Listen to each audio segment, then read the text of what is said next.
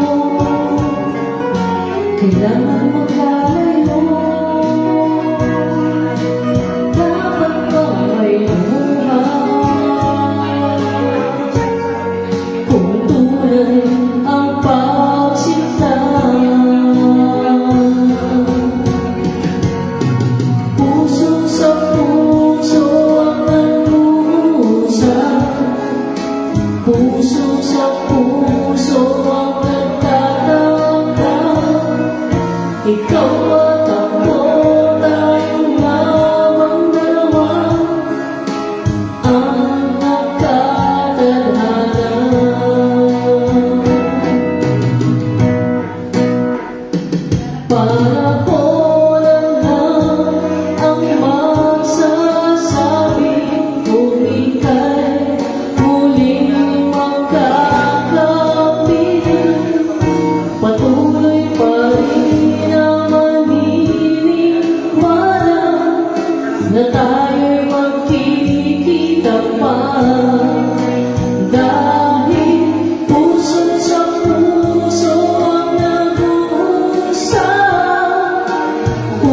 sa puso ang nagtatagdan. Ikaw at ako tayong dalawa ang nagtatagdan. Ikaw at ako tayong dalawa ang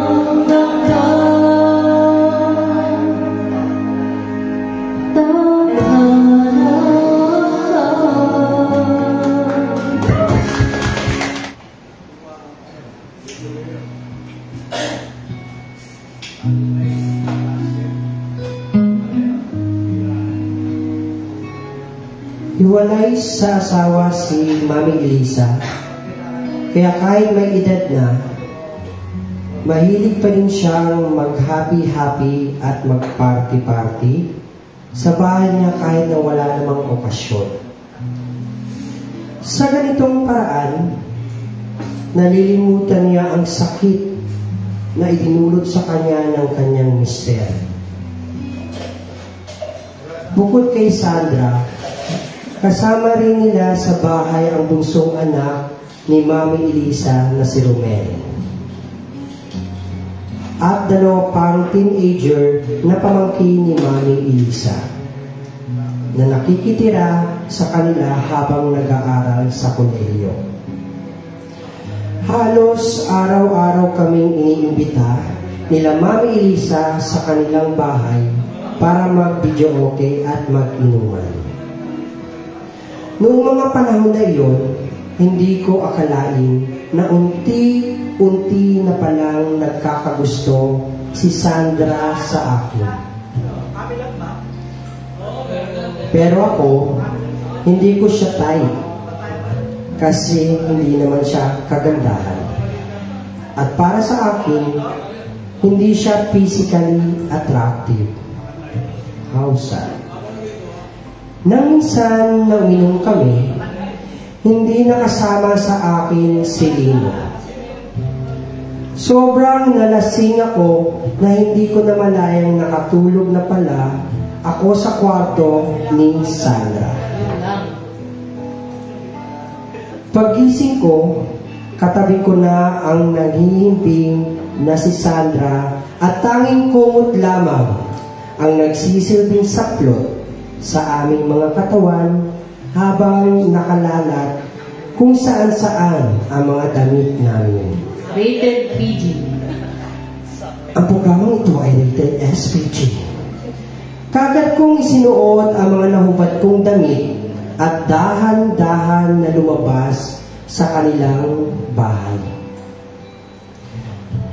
Madaling araw pa noon at wala pang masyadong tao sa labas dahil madilim pa.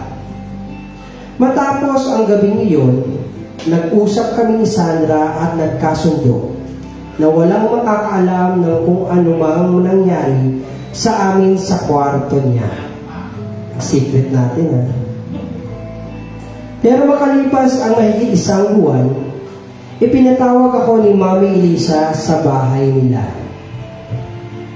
Kitang-kita ko na nagpipigil lang ng galit si Mami Elisa at si Romel. Sinabi nilang buntis si Sandra at kailangan ko itong panagutan. Kaya, labagman sa loob ko, dahil hindi ko mahal si Sandra, hindi ko alam kung paano ko ito sasabihin sa kanya nang hindi siya masasaktan.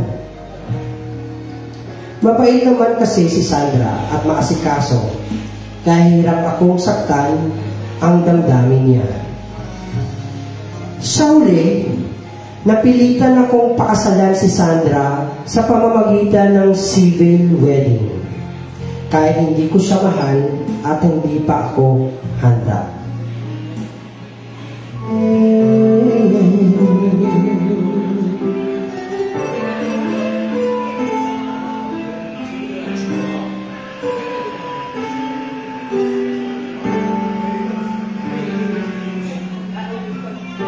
Sa buhay natin, mayroong isang mamahalin, sasambahin sa buhay natin, mayroong isang bukod tayo sa lahat at iibigin ng tapat. Ngunit sa di sinasadyang pagkakataon, at para bang ako'y nilalaro ng panahon, may isang makikilala at sa unang pagkikita may tunay na pag-ibig na madarama. Bakit pa hindi ka na ilalalaman? Ako'y malaya pa at hindi ngayon ang puso ko'y may kapiling na. Bakit ba hindi ka na kilala na? Ako'y malaya pa. Sino ang ibigin? Ikaw sana.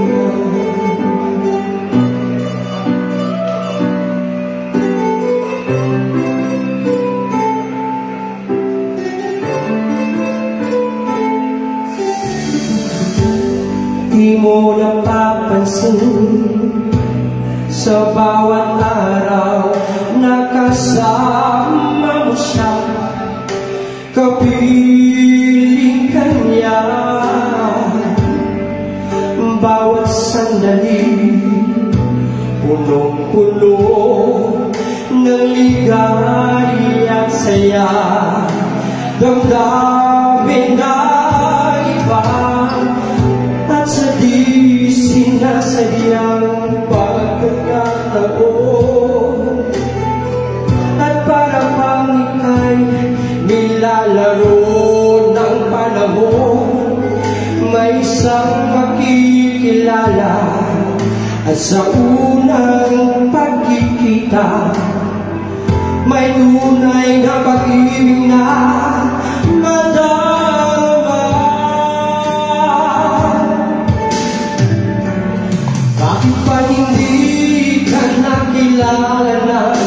Ako'y malaya pa at hindi ngayon ang puso ko may kapiling na. Bakit ba hindi ka nakilala na? Ako'y nag-iisa. Sinong ibigin? Ikaw sana.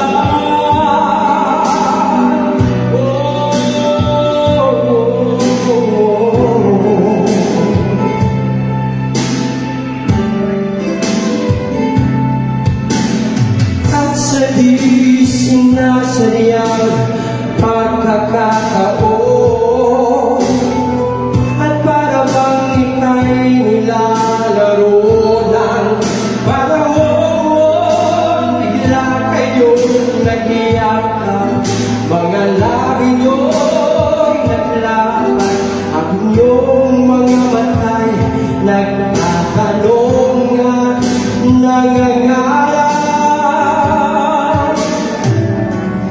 Bakit ba hindi ka nakilala na?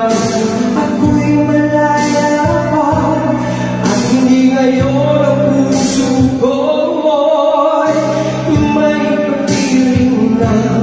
Bakit ba hindi ka nakilala na? Ako'y nag-iisa. Sino ang ibigin? Bakit ba hindi ka nakilala na? Ako'y malaya pa at hindi ngayon ang puso ko'y may kapiling na. Bakit ba hindi ka nakilala na? Ako'y nag-iisa. Sinong ibigin?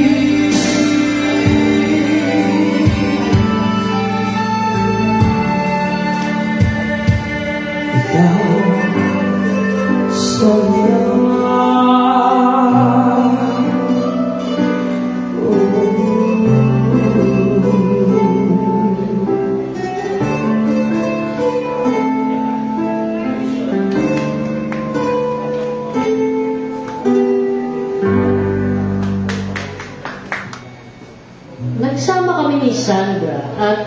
umupa sa apartment na halos kalapit lang din ng bahay nila at ng boarding house namin.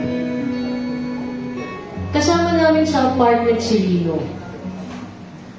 Nang mga panahon na yon, nagtatrabaho na ako sa boutique sa mall, habang si Sandra ay nakapasok na sa isang malaking kumpanya at nasa managerial position. Mas malaki ang kita niya, kaya tumatayo na siya na ang pinaka-breadwinner sa bahay. Sa pagsasama namin, unti-unti kong napansin ang pagiging matapobre ng pamilya nila. Madalas, naririnig ko ang reklamo ng pamilya ni Sandra na palamunin lang daw ako ng asawa ko, kasama pa yung kapatid ko. Dapat daw magsikap ako at hindi dapat makontento na babae ang bumubuhay sa akin. Lumipas ang mga buwan, napansin kong hindi naman lumalaki ang tiyan ni Sandra kahit na halos mag-4 na buwan na ito. Hindi rin siya nagpapa-check up sa doktor. Dito ko na inusisa ang katotohanan na sa huli, napaamin ko si Sandra na hindi naman pala talaga siya buntis. Sinabi lang daw niya yon para hindi ako matuloy sa pag-a-abroad ko at mapalayo sa kanya. Sobra-sobra ang galit na naramdaman ko noon sa puso ko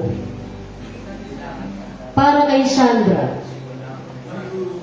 Pero wala na akong magawa. Walang divorce sa Pilipinas.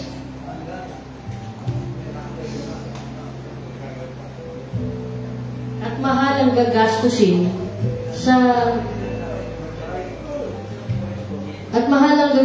sa annulment. Kaya naman, nilubog ko na sa bisyo ang pagkadesperado ko na mabigo sa pag-a-abroad dahil lang sa nag-asawa. Ang madalas na pakikipag-inuman ko sa mga dati kong kasama sa dormitoryo at kay Lino sa mismong bahay namin ni Sandra, ang madalas naming pag-awayan ng misis ko. Pero sa kabila ng pagbibisyo ko, inaasikaso pa rin ako ni Sandra yung mga pangangailangan ko bilang asawa niya at marami pang ibang pangangailangan. Minsan, siya pa nga ang gumagasta sa inuman namin magbabarkada. Kahit na naiinis siya sa permisyong hatid dito sa aming bahay. Kaya lang, ang mga simpleng sagutan, ang mga simpleng awayan ay lumala nang lumala. Hanggang sa pakiramdam ko ay tuluyan na akong nawalan ng amor kay Sandra.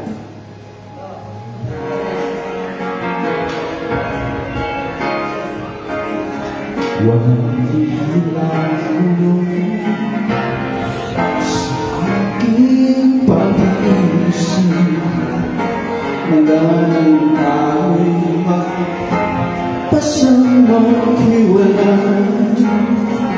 Nagpaalam pagkat hindi tayo bagay, mapagkakataon.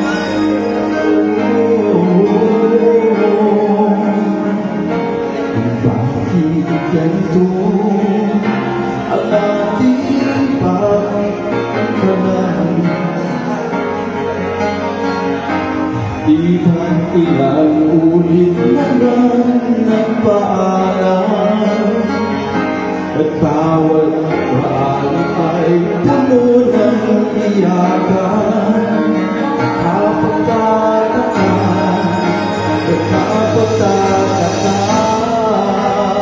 di ka ba napapago, di kaya nagsasawa sa ating mga tampuhan, walang hanggang katapusan.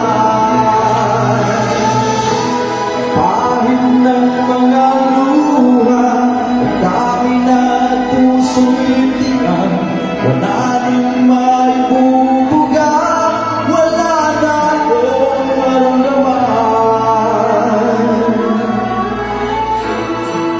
Kung tunay tayo na mamahalan, at di tayo magkasunduan, walang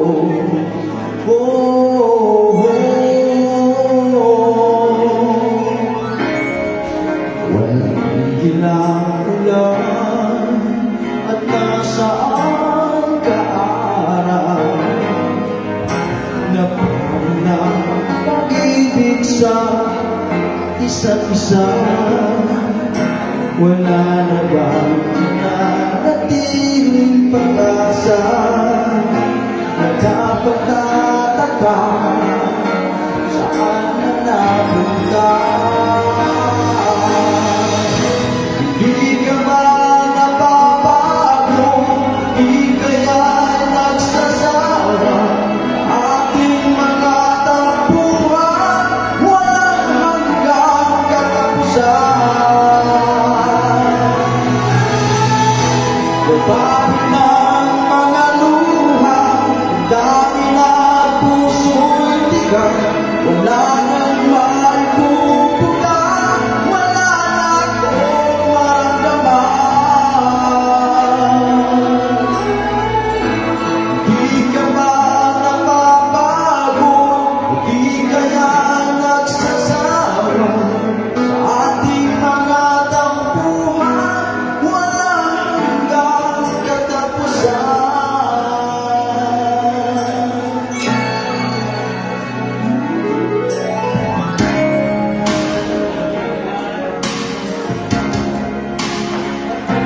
Nasaan ka araw?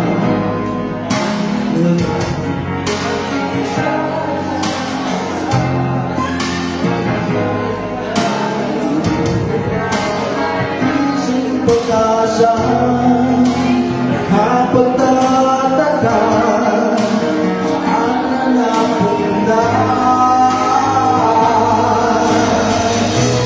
Di ka ba napapago, di kaya nagsasawa, sa ating mga tampuhan, walang hanggang katapusan.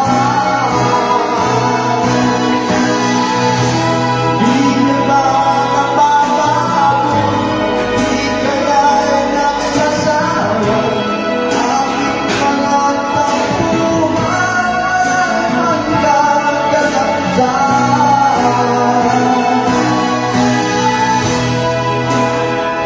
Mga luha, dami na puso'y tigang, wala nang maibubuga, wala na akong maramdaman.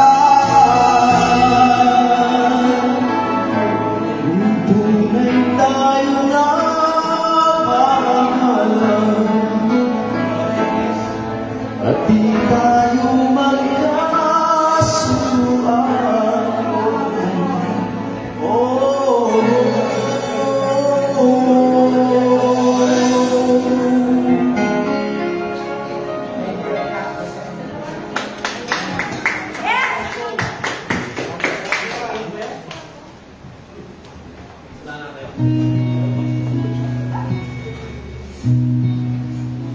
Mahigit 3 taon na kaming nagsasama ni Sandra.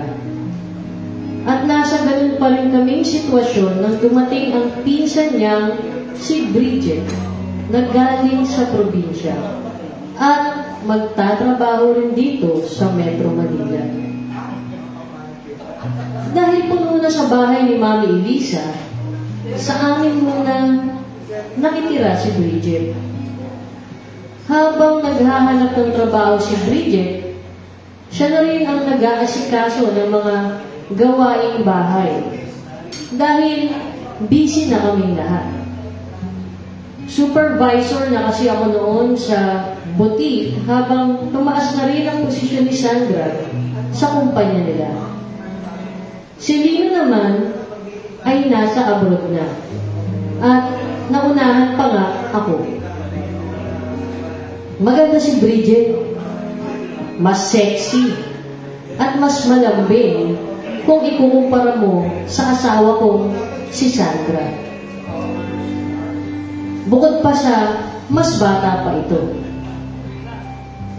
Hindi ko naiwasan na unti-unti nahulog ang loob ko kay Bridget. Lalo pa nang malaman kong marami kaming pagkakapareho. Kasama na ron ang kagustuhan namin lumabas ng bansa para sa abroad hanapin ang aming kapalaran. Pero, lagi kong pinipigilan ang damdamin ko kay Bridget dahil alam kong mali yung nararamdaman ko. Kaya naman, nagkakasya na lang ako sa mga patingin-tingin sa kanya. Pakikisama sa kanya na parang isang tunay na pinsan. Kahit sa totoo lang, iba ang sinisigaw ng puso ko.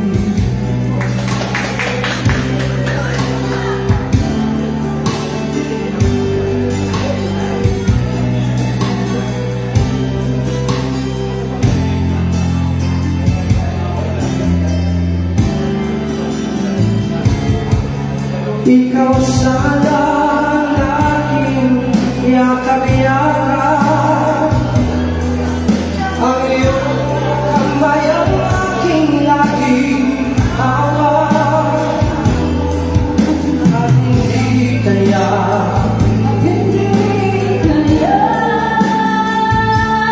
bakit ngayon ka na dumating sa buhay ko?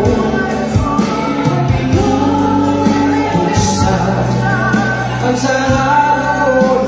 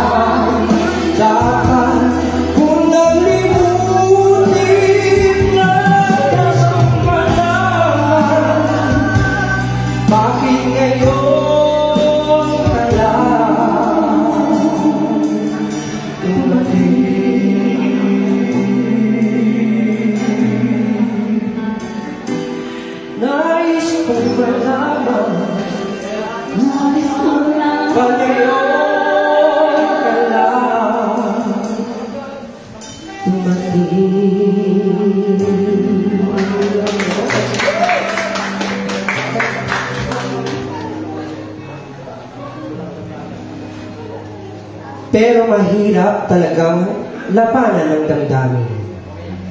Nang minsang may out-of-town trip si Sandra, nag-inuman kami ng mga barkada ko sa bahay at si Bridget ang nag-aasikaso sa amin. Nang kami na ng dalawa ni Bridget ang nasa bahay, sinubukan ko siyang halikan at yakapin. Pinangakuan ko siyang ibibigay ko lahat sa kanya kung magpapaubaya siya sa akin. Hindi ko alam kung ano ba ang ginagawa ko ng gabing iyon. At tuluyan na akong nahulog sa bitag ng kasalanan kasama ang pinsan ni Sandra na si Bridget. Ang pangyayaring iyon ay ilang beses pang naulit. Ginagawa namin ni Bridget ang pangangalo niya tuwing may pagkakataon kaming dalawa sa bahay. At syempre, tuwing matatapos kami, binibigyan ko ng mga regalo at pabuya si Bridget. Ang hindi ko alam, kinukutuban na pala si Sandra sa lihim na relasyon namin ng pinsan niya.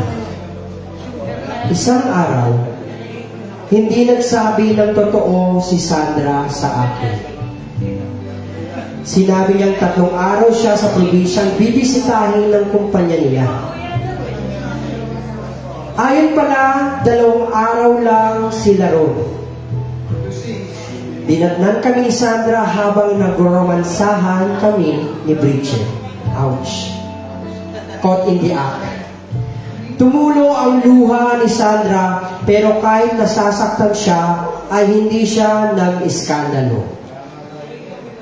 Nagtaas lang siya ng boses at pinalayas niya si Bridget. Nang makaalis na si Bridget, kinausap ako ni Sandra. Ang dami niyang masasakit na salitang nasabi sa akin. Aniya, oo, nagkamali siya na magsinungaling siya noon tungkol sa pagbubuntis niya, pero minahal daw niya talaga ako at ginawa niya lang yon para hindi ako malayo sa kanya. Akala niya raw, ako ang magbibigay ng magandang buhay sa kanya, ang magiging kaligayahan niya, pero yun pala, ako lang ang magiging dahilan bakit impyerno ang naging buhay niya.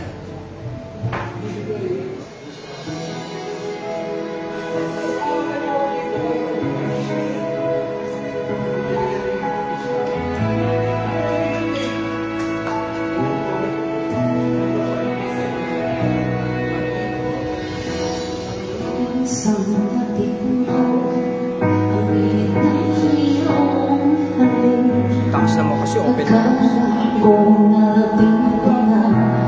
Hindi pa makakomment. So, pwede na mag-reply. Ayun po. Ang tanging naisip, ikaw sa hanggang wakas. Ang aking pag-ibig mo rin bilang magbago. Di naman naman pagkapiling na kita, nananabig ka na. Bakit ganyan yung pag-ibig na nakala ko ay langit? Niyarong-laro mo lamang ang pusong naiinit. Siyakap mo ay nagayuma, pag-iwas ay di ko makaya. Hanggang ngayon hinahanap pa rin ang lasong buhay.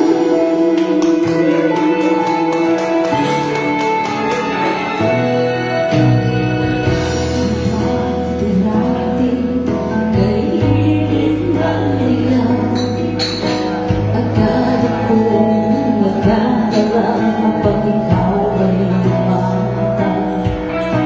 Ngayon ang isa, laging nilalamig. Ito'y naging panaginip, ngunit bilang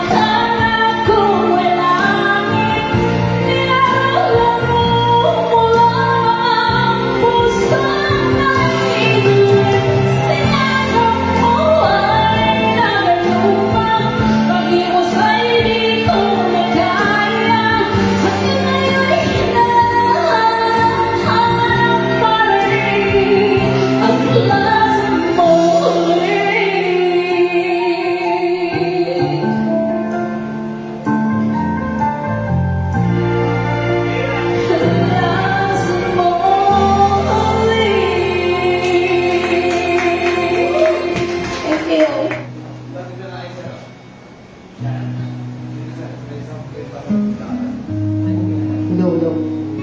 Matapos ang gabing yun, tuluyan na kaming naghiwalay ni Sandra. Si Bridget naman ay hindi na nakipag-usap pa sa akin at sa ibang kamag-anak na nakitira. Hanggang sa nabalitaan ko na lang na nakapag-abroad na siya at doon na rin nakapag-asawa.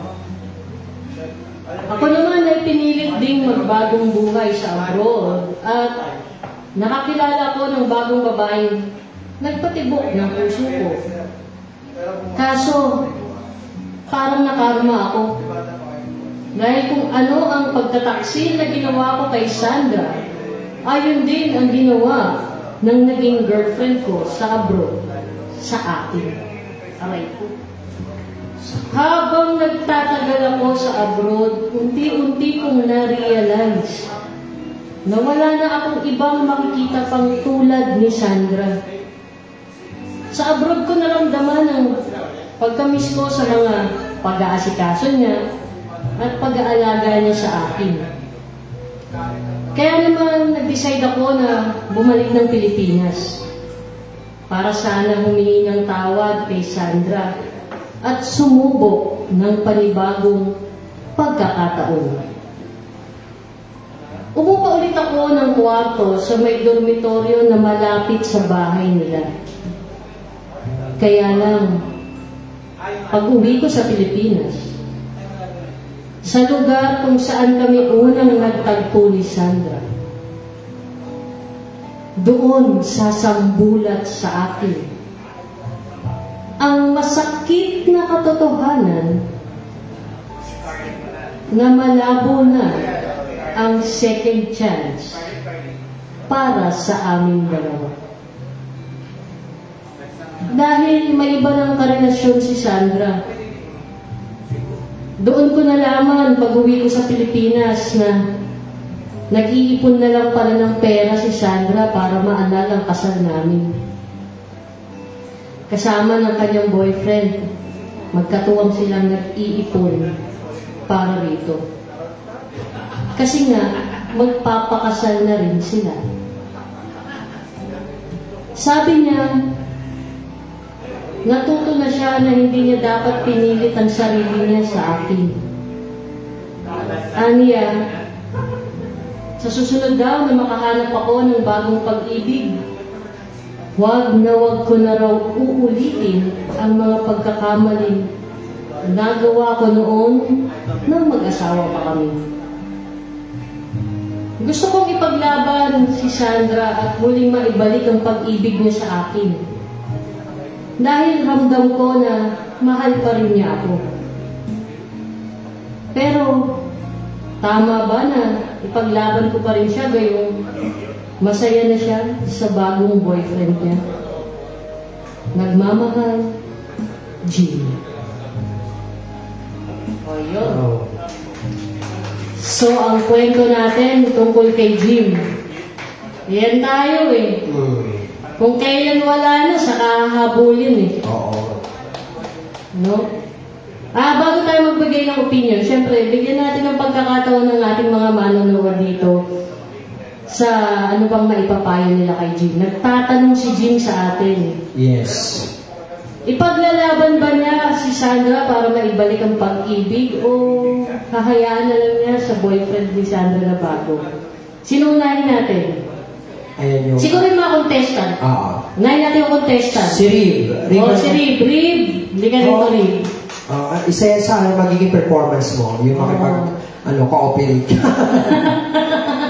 Rib. Ano daw yung pwede mong mai-advise sa ating netizens? Kay Jim. Oo.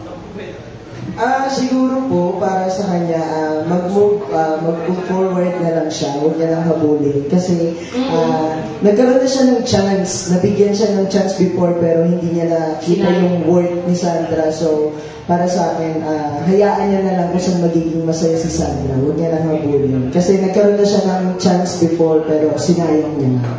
Ganun. Si JP naman, si JP. Salamat, Salamat, Rib. Si JP. Si JP naman, JP. Dito masasubok. Dito ba, JP? Ako sa mundo eh.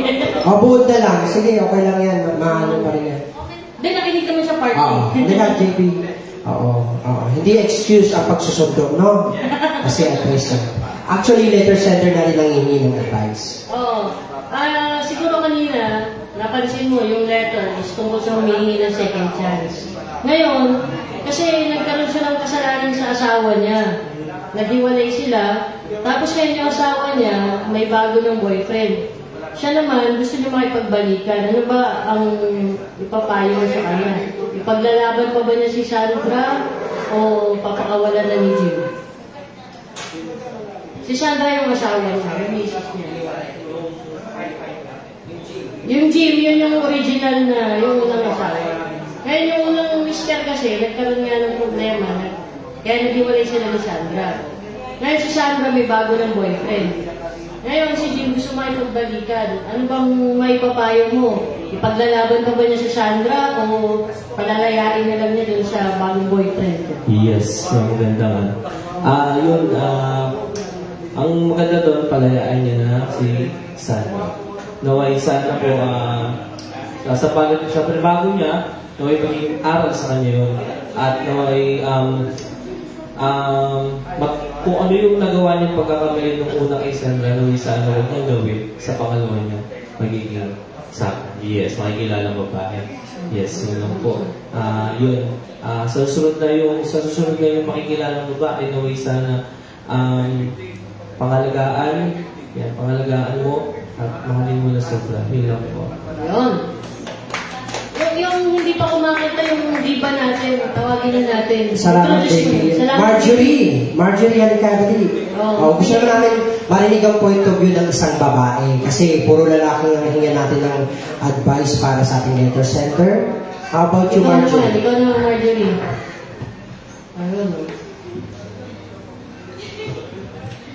Ano po? Move on, forgive and forget. Para makakapag-move on tayo kung mapu-forgive po nila yung isa't isa, yung mga nangyari po sa kanila dalawa. Tapos makakapag-open up po sila para sa new relationship na gusto pa nila pasukan in the future. Yun po. Sige, thank you, Marjorie. Yung singers natin, yung ating mga monthly finalists. Actually, Jim, may nakalimutan si Marjorie. Ano? FF yun, di ba? Forgive and forget. Pay. P. At saka O. Forgive and forget, but pay as you order. Pay as you order. Tama. Okay. Jerry and pinagkagawa ko sa buhay. Jerry and Alice, kayo naman dalawa. Sige na, mamaya magkatuluyan. Actually, ito si Jerry, nangyari na yata kay Jerry. Parang nakakarinig si Jerry, no? May bago na tayong love team. Oo nga. Jerry and Alice. Sige na. Sige na, Jerry, advice lang sa ating letter sender. Si Jim, nagkaroon ng pagkakasala kay Sandra. So, nung nagkahiwalay na sila, na-realize niya na mahal niya pala si Sandra. Gusto niyang makipagbalikan. So, anong advice mo? Ano advice mo? Ayun. Malalim mo na. Kaya para kay Jim, sa ating letter sender sa gabi nito, ang masasabi ko lang sa iyo, palayain mo na lang si Sandra. Hanap ka na lang ng panibago mong pag-ibig, yung para sa iyo talaga. At kung sakaling matagpuan mo yung babae para sa iyo, ay pahalagahan mo na ito. Ayun lang. Maraming salamat. Salamat, Jerry. Puro sila palayain mo. Nakulong ba si Jerry? Yung palayain. Nakulong siya nakaraan. Napiyasa naman. Ay, hindi nga makapagpiyasa kasi may si Miss Alice naman. Si Alice, halika. Alam mo, ito. Ay, expert na. Relate to sa story. Malamang. Actually, siya nang iiwan sa lalaki. Di ba, Te Alice? Anong advice mo, Te, sa ating letter sender? Dito sa kwento, para sa akin, lakasan ng loob. Kasi, pag nagmahal ka talaga, parang hirap pakawalan eh. Pero lalo na pag nangihinayang ka, no? Oo. Ang hirap pakawalan. Gusto mong pakawalan, may pumipili kasi mahal mo. Pero, binigyan mo na ng pagkakataon, di ba? ba? Binigyan na siya ng Oo. Tapos, ayun, ginawa pa rin. masakit sa kamag-anak pa kasi ginawa. Oo. Ayun. So, wala rin namang patutunguhan kung itutuloy pa rin niya yung nararamdaman niya. So, stop na lang. Darating din naman ang araw na, ano yun? Darating ang araw na lilipas yan. Wala namang permanente. Lumilipas lahat. Di ba?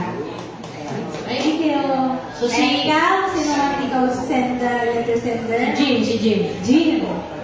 Move on. God bless. Si Mami kaya? Ate Si Mami Alice. doon at saka si Mr. White. Oo. Ay, si Madam, baka pwede po kayo magbigay ng advice. Ay po yung nakaputi. Yung nakaputi, tsaka yung Mami. Mami ba Si mother ni Ate Marjorie. Actually, may point si Ate Alice, stop. Tulong and listen. Look and listen. Stop, itigil mo na. Look, tingin ka ng ibang babae. Listen, makinig ka sa mga payo. Tama. Diba? Mami, baka gusto niyong magbigay ng opinion. Dali. Ay, mother, ka. Baka nakaka-relate kayo sa storya. Oo. Baka narinig niyo po yung storya, nangyari po sa inyo, o di kaya naman may sarili po kayong advice para sa ating letter sender na si Jim. Welcome muna natin yung mga bisita natin. Welcome po sa ating mga visitors. Yes. Welcome po sa Simon's Place. Ayan. Ayan si Mami. Tanong pangalan ni Mami. Mother, anong name nila? Akala ko Flora na. Juby, Ate Juby. Kaya po na sabi ni DJ JR, ano po yung may papayo mo sa ating, ay RJ pala, ano mapapayo mo sa ating letter sender na si Jim? Actually, unang-una hindi ako nakaka-relate kasi hindi ako nang-iwan at hindi rin ako naiiwan. Sabi ko sa inyo, may forever eh. At never ever nangyari yun. Pero bilang gusto mo magbigay ako ng opinion, para sa dapat, sa mga ganyang bagay, lagi kang tulad sa namin ako, move on. Diba? Kasi kung ikaw ka mag-move on or mag-move forward, hindi mo makarating kung ano yung gusto mong magating. Yan lang, hindi ka makakapag, yung new beginning na sinatawag, wala ka na. Ano ka lang sa end. Correct. Wala kang peace of mind. Maraming salamat, Ma'am Juby. Actually, yung mga dress ni Ate Juby at saka dress ni Ate Alice, pag ganyan yung sinuot ni Sandra, babalikan at babalikan sila. Baka sinuot na kaya gusto mo ipagbalikan. Mga ube-ube. Yung dito naman, yung mga bagets natin dito sa Dito sa tayo natin. Ano yan, ikaw? Bod. Sige na.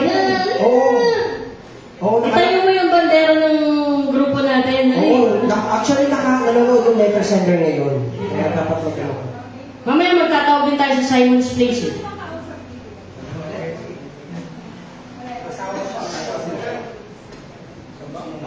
Masasabi ko lang di na deserve ng peace of mind. Kasi siya yung nag-block eh. Parang kahit ano. Kasi di na niya rin deserve na balikan or huwag na siya mag-assume na mahal pa siya. Kasi nag-block nga siya. The fact na nagagandahan ka sa iba dahil wala lang yung si Sandra, mali mo na yun. Dapat, di yan talaga deserve ng peace of mind. Di dapat si Sandra yung makapil na impyerno yung buhay niya. Dapat, impyerno yung buhay mo. Kasi, kasalanan mo yun eh. Dapat, patawanan mo. Huwag mo nang guluhin yung dalawa dahil masaya na sila. Kumbaga, parang sweepstakes lang. Better luck next time. Better luck next time. Ito naman si long hair. Long hair. Hindi ka na. Yung kamag-anak ni Mayor. Sino? Yung Mayor. Sino? Yung Mayor ng Tarlac.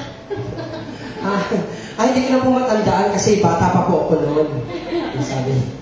Hindi. Okay. Kasi kayo naman, ano naman ang Kasi nga, di ba, may mga babae kasi alam mo, ang mga babae kulang sa attention yan. Kaya dapat lagi mo binibigyan ng attention, oras, physical na katawan mo, dapat laging, kung di man laging present, dapat na ipaparamdam mo sa kanya na nandiyan ka lang. Yung 5 love language, hanggat kaya, more than kahit mga 4 na mabibigay mo sa Kasi kapag ang babae, nagawa mo yun ng Actually, mga babae, mahabang pasensya niyan. Kaya niya magtiis. Majority of them, kaya niya magtiis na magpatawag, magbigay. Pero pag napuno yan, parang Catherine Bernardo lang yan. No way na. No way na. So, Daniel, Jim pala. Sorry. Kala ko Daniel Padilla yung topic. Sorry, Daniel Padilla. Jim, ilang. Move on talaga. In the best way. Thank you po, namamas ko po. Ang sa akin naman, no, normal yan, Jim, na ikaw ay makaramdam ng ganyan. Ang mahirap kasi sa atin, no, masyado tayong ng mindset tungkol dun sa physical attraction. Hindi niya nakita, sige, kahit hindi naman kagandahan si Sandra, hindi siya ka-display na girlfriend, pero nandoon yung pagmamahal Inasikaso siya, kinonsinti yung mga vision niya, at saka kung ano pa, no? Kumbaga, pinakita niya yung pagmamahal niya sa iyo. Na sinayang mo. Alam mo, siguro kung hindi ka mag-anak, kung hindi ka dugo, baka mas madali pa kay Sandra na tanggapin at patawarin ka. Kaya lang ang nangyari, pinsan pa kasi niya ang pinatulan mo. Diba? Kahit sino naman siguro, kung ganun kadikit yung degree ng relationship, no, masasaktan ng gusto at hindi ka talaga bibigyan ng second chance. So, totoo lang, no? Ang sa akin, siguro, ang gawin mo na lang, matuto ka dun sa pagkakamali mo. No? Tingnan mo pagkatapos ni Bridget na pinsan ni Sandra, pagpunta mo ng abroad, nagkaroon ka pa ng another girlfriend, tapos naghiwalay din kayo, nakarma kasi nasaktan ka dahil ginawa rin sa'yo yung ginawa mo kay Sandra. Kung hindi pa ginawa sa'yo yun, hindi ka pa matatauhan. Diba? Huwag siyang happy. Oo. So, kumbaga, nung bumalik ka, gusto mo makipagbalikan, wala na, too late na. Diba? Kasi meron na siyang nahanap na iba. Oo. Masaya na yung tao doon sa pinili niya. Actually, ikaw kasi yung nagkaroon ng kasalanan. At doon pa sa bahay niyo. Yun yung masakit Hindi mo na nga siya minahal, hindi mo pa siya nirespeto bilang babae. Diba? That is number one. Gusto. Alam mo minsan ang babae kahit wala ka ng pagmamahal, mahal ka niya, pero ipakita mo na may respeto ka pa sa kanya, kakapit pa siya sa iyo Pero pag inalis mo na yung respeto mo sa kanya, doon na siya unti-unting mawawalan ng gana sa iyo. Biruin mo yung kawalan ng respetong ginawa mo, pinsan niya, ang pinatulan mo, nakitira sa inyo, tapos doon pa sa mismong bahay niyo na mag-asawa. Hindi ba? Diba? Sobrang sakit nun. Kaya, unawain mo na lang si Sandra kung iba na yung gusto niya mangyari sa buhay niya. No? At kung gusto niya na makipaghiwalay. Oo, ang dami namang lugar. Huwag naman sa bahay, pwede naman sa kapitbahay, magpaalam. Meron namang future sponsor natin yun pero bawal pa ng banggitin. Meron namang mga hotel dyan, di ba? Yes. Pero hindi namin kinukonsente yun. Ang sinasabi namin dito, nagkasala ka na nga, hindi ka pa nagbigay ng respeto sa asawa mo. Tama. So, double whammy yun, nangalunya ka na, binastos mo pa yung asawa mo. Dahil doon ka mismo sa pamamahay niya gumawa ng kalokohan. Oo, huwag tayong barbecue. Huwag natin tumugin lahat. So yun, no? Ang sa akin siguro, mag-move on ka. Tama yung sinabi ng lahat, no? Unanimous decision lang dito sa... Majority wins. Majority wins. So, move on ka na. Move on. Or, matuto ka doon sa nangyari sa'yo. And kung sakali, huwag mong pilitin na makahanap ng susunod na love. Kasi baka mamaya, ganun din ang mangyari. Di ba? Kasi pilitan na naman ang mangyayari. So, hayaan mo lang kasi si Lord, pag gusto niya, merong ibibigay yan sa'yo na bagong pag-ibig. Pag-deserve mo na. So, kung ako sa'yo, magtuto ka na lang muna sa sarili mo and improve yourself, matuto ka dun sa nangyari. No? Eh, meron pa namang ibang tao pwede magpasaya sa'yo, yung family mo, di ba? Sigurado naman may pamilya ka. Si Lino, may mga pamilya ka, may mga kapatid ka. Mga pamangkin. May mga pamangkin diba? ka, may mga tayo pwedeng source ng happiness. So, dun ka muna. No? Pwede naman manood ng Viva Max. Ang gaganda ng labas ngayon. Di ba? Diver mo doon. Netflix! Oo, di ba? So, yun. So, yun ang ano natin. So, dahil iyong gusto sanang mangyari ay balikan ang nakaraan ninyong sitwasyon ni Sandra na mahal ka pa niya. Ang dedication song ko sa iyo, Jim, ay walang iba kundi Sana Maulit Muli ni Gary V. Dahil bumalik ka sa Pilipinas, gusto mong makipagbalikan sa kanya, kaya lang, wala na eh. Huli na ang lahat. No? So, yan ang aking kanta para sa iyo.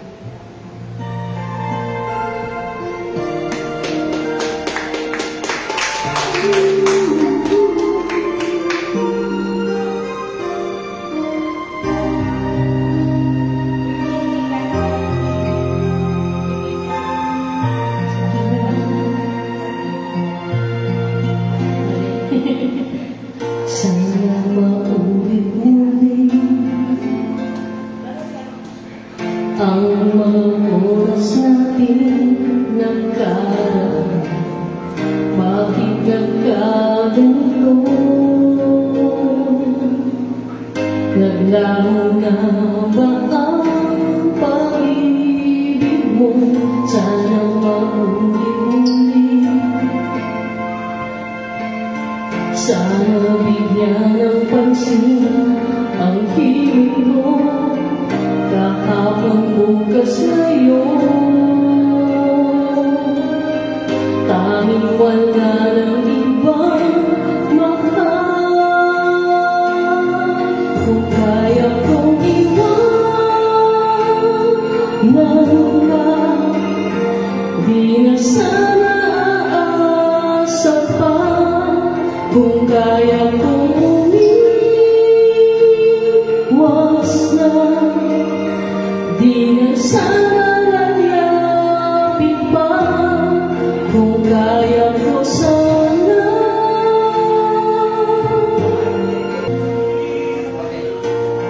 balik lang kahapon, sandaling di mo papantayan.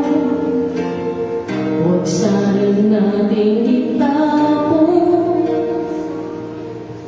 pagmamahal na tapat. Kung ako'y nagkamali minsan, di na ba mapagbibigyan o giliw-din mo ang nais ko?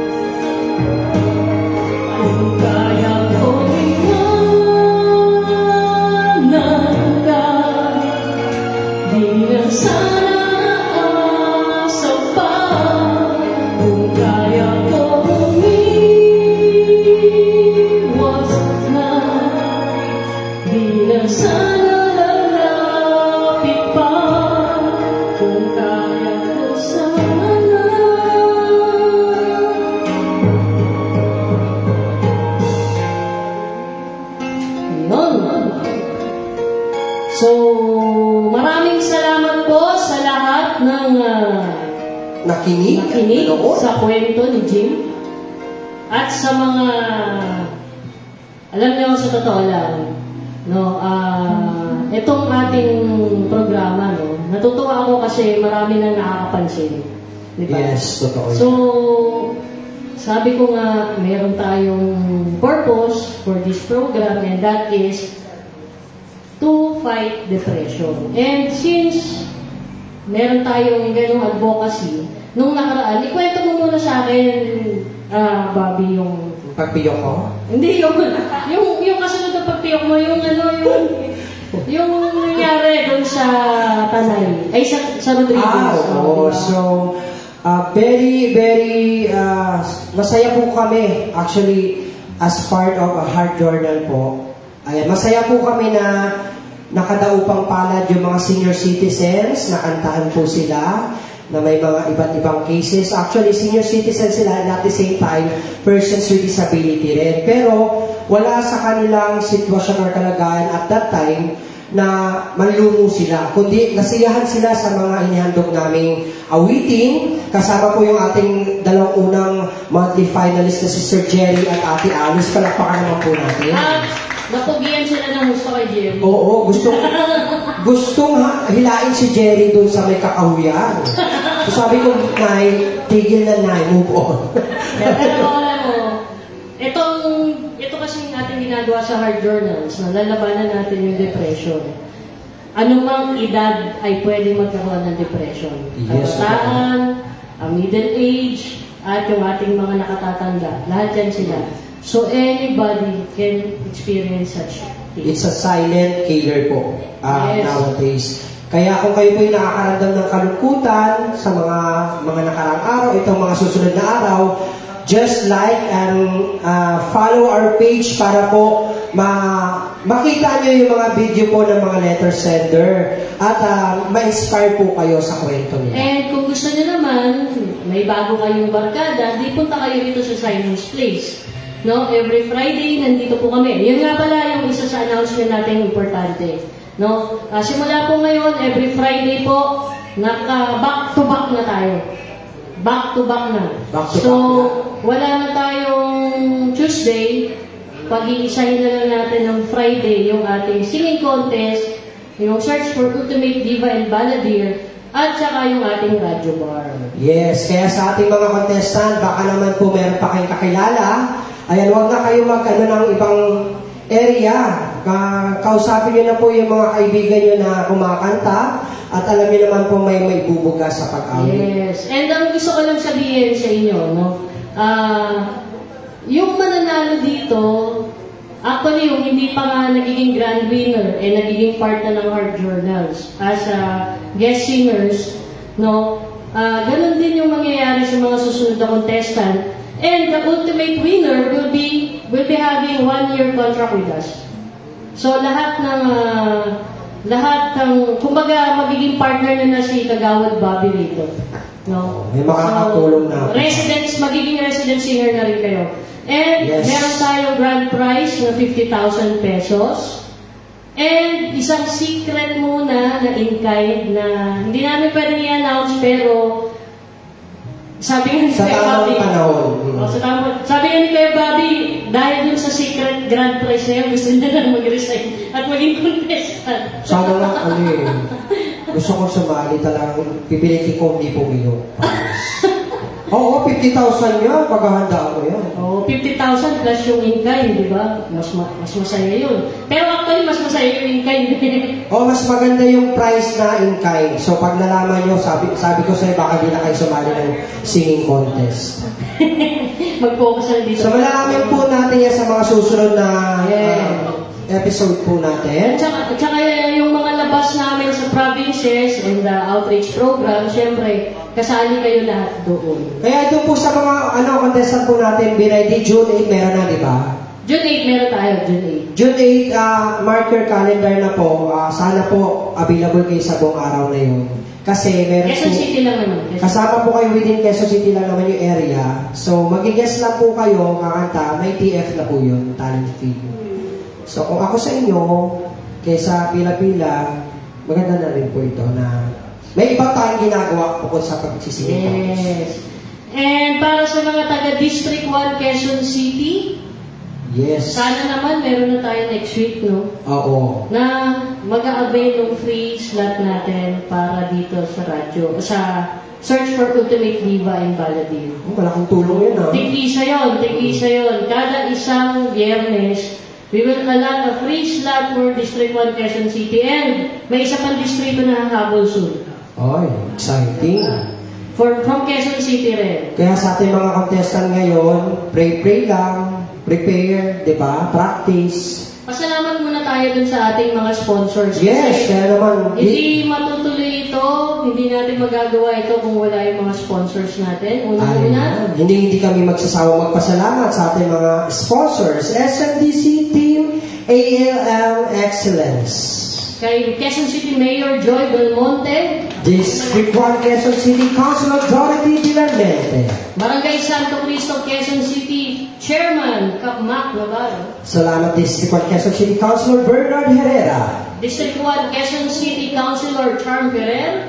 Personal Collection. And of course, ang gagawa ng trophy ng ating mga winners, si Bilauria Black Center. Yes, so makikita niyo po kung gaano kaganda yung trophy natin sa Grand And of Finals. course, pasalamatan natin si Ma'am Charo, si Ma'am Minda, at ang buong staff ng Simon's Place. sa bahay ng Heart Journal. Oo, salamat kuya DJ. So yan, no? Yung ating mga iba pang gustong mag-sponsor at mag-donor, tignan lang po ninyo sa baba ng inyong screen. Yes. Ang mga accounts kung saan pwede kayong mag-donate. Mag-share po ng blessing. Mag-share ng blessing. Pwede mo kayo mag-donate any amount. In kind and cash, tama ba? In kind or in cash. Yes. Especially, ito pa pala, isang announcement, no? Yes. Meron po kami isang community na bibigyan ng mga free coloring books and crayons. Sa mga gusto po mag-donate ng coloring books and crayons, makipag-ugnayan lang po kayo sa page namin. Or mag-text kayo or mag-message kayo sa mga numbers na nandun. Yes, keep on liking. Bawat videos po na ina-upload namin sa page ng Heart Journals, share din po natin para mas maraming makaalam na magandang balitang ito. Yes. And para sa mga gusto ng counseling, sabihin mo na, agawad. Ayan, nasa screen din po matatagpuan ang ating mga hotlines kung kayo po may mga pinagdadaanan at tingin nyo dumaraan kayo sa anxiety or sa matinding cycle na po ng depression. Huwag po ninyong sarilinin yan.